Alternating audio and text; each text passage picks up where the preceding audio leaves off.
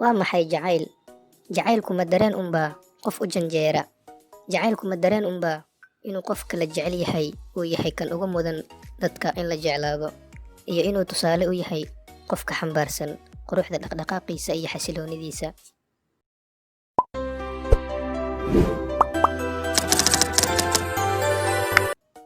Jacaylku waa dareen soo jiidasho iyo ka helid aad ka helayso qof ama shay.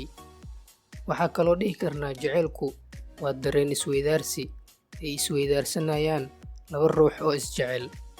Sida cilmigu sheegay, jirka bini'aadanka waxaa ku jiro hormoon loo yaqaano oxytocin hormone, kaasoo loogu magac daray inuu yahay hormoonka jacaylka. Sidoo kale, jacaylku waa dareemo kala duwan oo leh xaalado caadifad iyo maskaxba oo aad u saameyn badan. Sidoo kale, jacaylku waa isa siin dareen kalgacayl leh oo loo qabo qofka kale, dareenkaas oo ku xiran diiranaan iyo kalgacayl qoto dheer.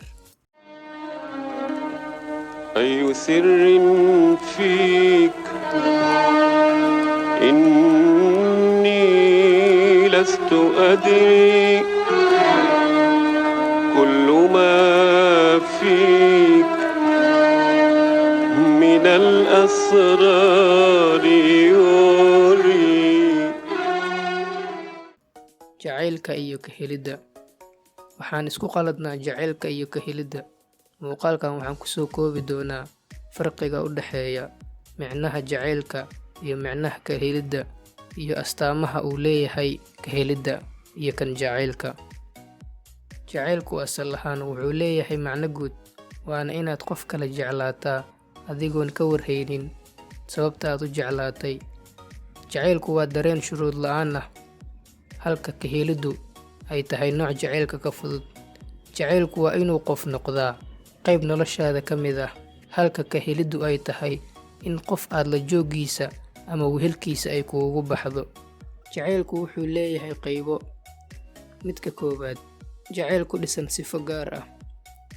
Waxaa jira jacayl loo qabo mid ka mid ah astaamaha uu qofku leeyahay, waxayna noqon kartaa qofka quruxdiisa, yacni lacagtiisa, astaamihiisa kale oo soo jiidan kara qofka kale. Marka aan qofka ku jeclaano quruxdiisa, waxaan ogaanaynaa sababtu jacaylka inuu yahay quruxda. Wax waliba marka ay isku xirmaan, waxaa meesha ka baxa natiijada ama saameynta. Qofka la jecel yahay hadduu foolxumo noqdo, jacaylkiina wuu dhammaaday, sababtoo ah quruxdii waa isbeddeshay. Jacaylka sifada ah waa wax dareemaha ku xiran sida aragtida, laakiin jacaylka qofka loo qaado waa dareen qalbiga ah. Waxaan leenahay jacaylka sifada ah ama ka helidda ah ma lahan caqabad oo si fudud ayuu u burburaa. Kan labaad, jacaylka jirka ku dhisan waxaa loo yaqaanaa eros. Waa jacayl ku salaysan muuqaalka kore iyo muuqaalka guud ee jirka qofka. Noocan wuxuu abuuraa jacayl ka bilaabma xaalad isku soo dhawaasho labada qofood. Jacaylka jirka wuxuu ku salaysan yahay laba qaybood: inaad qofka jir ahaantiisa iyo qaab dhismeedkiisa, quruxda jasadkiisa aad ku jeclaato, iyo inaad qofka quruxda dadnimadiisa iyo quruxda qalbigiisa aad ku jeclaato. Jacaylka ku dhisan jirka badanaa ma adka oo ma sii raago muddo dheer. Ka saddexaad, jacaylka caqliga waa jacayl ku dhisan ka helidda fikirka iyo fikradaha qofka kale uu leeyahay, waana nooc aamin ah oo ku dhisan is-ixtiraam labada dhinac ah. Kan afraad, jacaylka ruuxda ama nafta waa nooca ugu adag ee noocyada jacaylka. Waxaadna qofka ku jeclaanaysaa qaybihiisa, wanaaggiisa oo idil, waana mid adag oo constanti ah, ma isbeddelayo sida waqtiga iyo waxyaabaha isku beddelaan.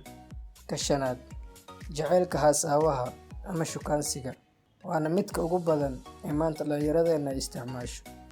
Waxuuna ku xiran yahay baashaalka, waqtiga iyo kaftanka. Inta badan shukaansiga ama haasaawaha ma ahan mid miro laga dhaliyo, sababtoo ah markay xaqiiqda gaarto waa lagu kala tagaa ama dib u gurasho ayaa la bilaabaa. Ka lixaad, jacaylka ilmaha waxay la mid tahay jacaylka waalidka uu u qabo carruurtiisa oo kale, oo qof waliba qofka uu jecel yahay daryeelo. kana ilaaliyo khatar ama dhibaato kasta oo soo food saarta. Taasina waxay abuureysaa naxariis, isu danqasho, ka warqabid. We'll go through the wastelands, through the highways, till my shadow turns to sun rays.